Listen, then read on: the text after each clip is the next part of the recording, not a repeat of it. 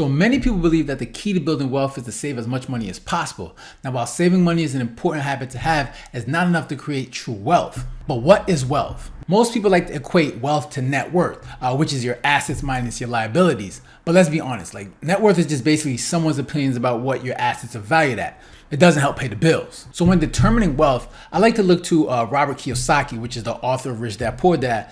I like to look to his definition of what wealth is. And he defines it as a person's ability to survive so many number of days forward, or if I stopped working today, how long could I survive? And the reason why I like this definition is because it creates a more accurate measure of wealth. That's why in this video, I'll be talking about why saving alone isn't enough to build wealth and what else you need to do in order to achieve financial success. From investing in income producing assets to developing multiple streams of income, I'll cover all the essential strategies that can help you grow your wealth over time. So let's first talk about the limitations of saving money, right? And one of the biggest limitations, obviously, when it comes to saving money is inflation, right? Which is the value of the dollar decreasing over time. And right now we got it, what, 6.5%. So that means over a year that your dollar is decreasing by 6.5%. It's going to make things more expensive. So obviously for a lot of people, when they're keeping their money, they're keeping their money in like banks where they're getting 0% interest, right? So while you're thinking that your money is safe and you know you're good because you have your money stored in a nice place, in a safe place,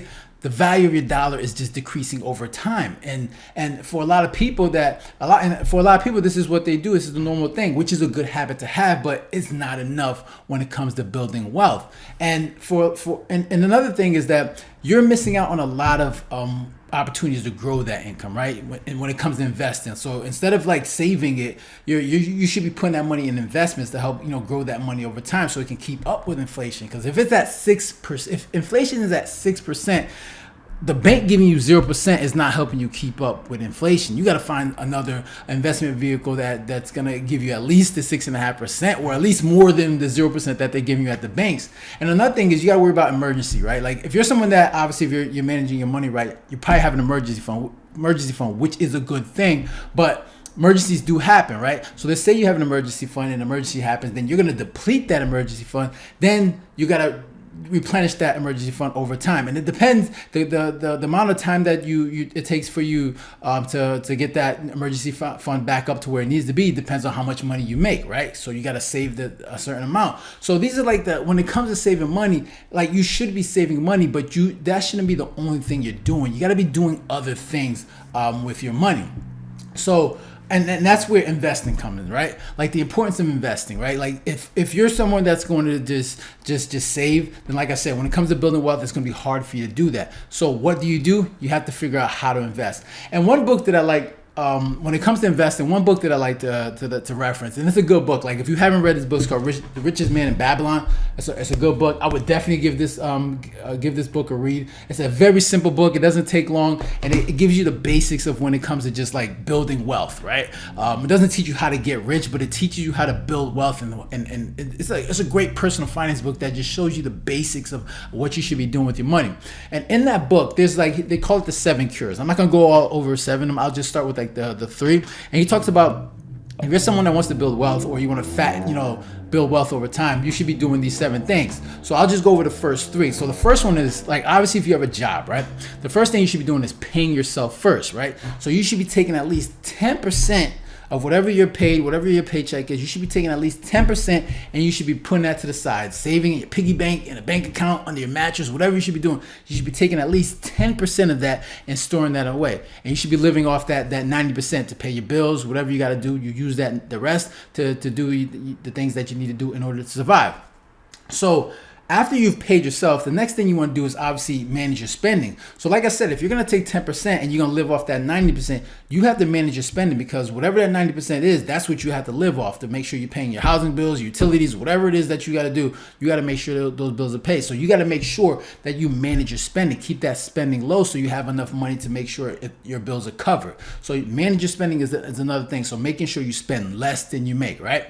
And then after you've done that, then he talks about how make thy gold multiply. And what he means is you got to make sure that money that you save, that you put off to the side, you have to multiply that money, right? Because like I said, keeping that money stored in a bank, on your mattress or wherever it is, it's not doing anything. It's not producing anything. It's just staying right there and it's getting eaten up by inflation. So you have to figure out how to multiply that money. right? So how would you do that, right? Obviously, you have to invest it in income generating assets. Things like stocks, bonds, real estate, a high yield savings account. At the very least, you should be having a high yield savings account. If you're, let's say you have an emergency fund, right? You should be at least having, your money stored in that, where you can be getting at least a good percentage, more than the bank, right? So one account that I use, savings account that I use is Wealthfront, right? And it's not a savings account; it's a robo advisor where if you wanted to invest, you can do that. Like I don't use it for investments, but they do have a cash account where you could store your money and earn some good interest. And they're at what, 4.3%. And I just got an email yesterday saying they're gonna raise it to 4.55%, and that's because like every time the feds increase the interest rate, these type of cash accounts, they increase the interest rates for you. They pass that on to you as well. So that's a good thing to have. So you want to get into these like high yield savings accounts because they it's not at the 6%, but it's more than the 0%. You're at least able to like match it, almost get right up there with the inflation. So if you don't have your money in a high yield savings account, you are wasting out on money that you can be making. So I would definitely recommend, Wealthfront is a good one. Like I'm not sponsoring them, or they're not sponsoring me or anything like that. But there's plenty more out there. But definitely like research like high yield savings accounts where you should be putting, like if you have like an emergency fund or travel account or whatever it is, you should be putting some of the money that you're saving in that at the very least. But like I said, you should be putting your money into income generating assets like stocks, bonds, real estate. That's going to produce some income. Right? Because like I said, like eventually like you're gonna get older, right? And you don't want to rely on Social Security, because Social Security is not supposed to help you help you get through the end of your life, right? That's just supposed to be a supplemental income. You're supposed to be like investing in income generating assets like if someone, you should have like a retirement account like 401k IRA, where once you get to that point where you no longer work, where you're no longer working, that you have this income generating asset that's going to be, you can withdraw, and it can help you get to the end of your life. Like I said, when it comes to wealth, right, it's basically like if you stop working today, how long could you live, right? And that's important. So if once you hit that age, that retirement age, you're gonna eventually stop working, and you need some type of asset that's gonna help. You could be able to withdraw every year and live off that income to the rest of your life. So it's important that you do these and create that and create those assets that's going to generate income, and it's going to help you build wealth over time, so you can like live out the rest of your life. And it's hard to do that while you're saving, right? Saving is not generating any income. It's not doing anything. So you have to put your money into assets that's going to generate the income for you. Whether it's stocks, right? They pay out dividends every quarter. You got real estate. If you have a rental property, that's going to help you cash flow. And then you got the high yield savings account. That's just somewhere to just store cash a little bit, but you can't live off that. But at least it gives you something, to put your money in. But you want to try to create some income generating assets, because you have to live out the rest of your life. So what are some strategies and tips for building wealth through investing? Like the first thing I would say is first educate yourself, right? Obviously there's so many different vehicles that you can use to that you can use to invest. So it's important to educate yourself when it comes to stocks, real estate, bonds, any kind of income producing asset. You want to make sure you educate yourself, right? If you want to invest, I wouldn't tell you to invest if you haven't learned how to invest, right? Or at least speak to a financial advisor that can help guide you, and somebody that you trust that can help guide you and do this for help you along the way. But the first thing is making sure you're educated, right? Don't just blindly like listen to people on YouTube and be like, all right, I'm just gonna invest in that. No, you want to make sure you educate yourself, or at the very least speak to somebody that's qualified to do that.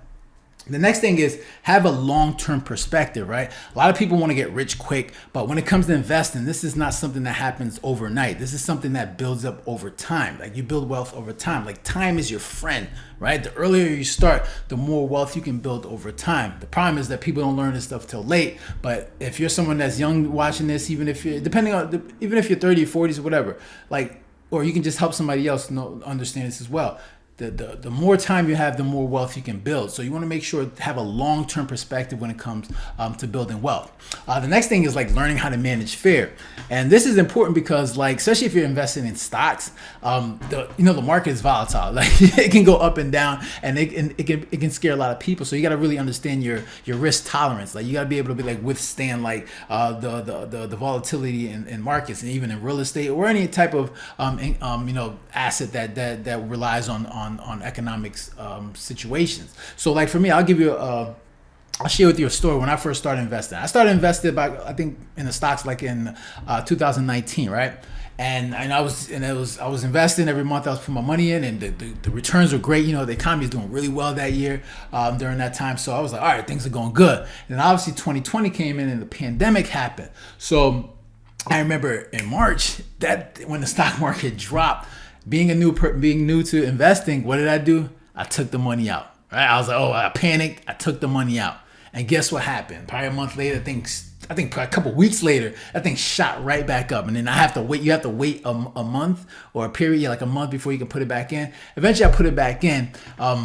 But I lost. There was so much money that I lost during that time. If I had just stayed there, if I just like would let the emotion of fear just not make that decision for me. If I had just stayed with it, if anything, I wish I'd have put more money in during that time. But I panicked, took the money out, lost some money, but then put the money back in. That year, you still made money because that year was still good in terms of stocks.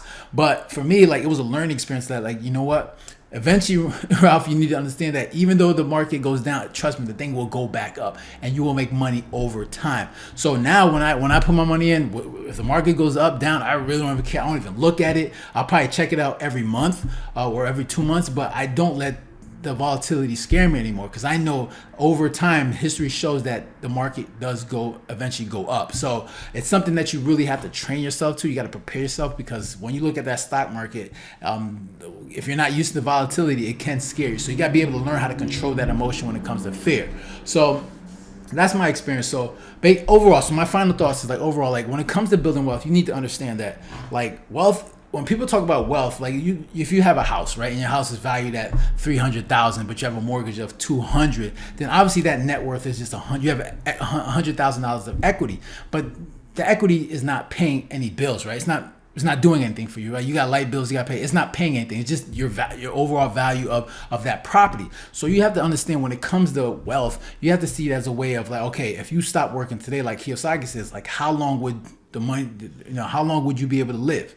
Right? So you got to figure out how to create like income generating assets, whether it's through stocks, real estate, whatever it is. How can you live out the rest of your life and make sure that things are taken care of if you had to stop working today? So I think if you think of wealth that way, then you would think about how to acquire assets that's going to help you accomplish your financial goals over the long haul. So that's pretty much all I got for you guys today. If you got any comments or questions, make sure to leave it down below. Hit the like button, share, and if you haven't done so already, make sure to subscribe. All right, so you guys take care and have a good one. Later.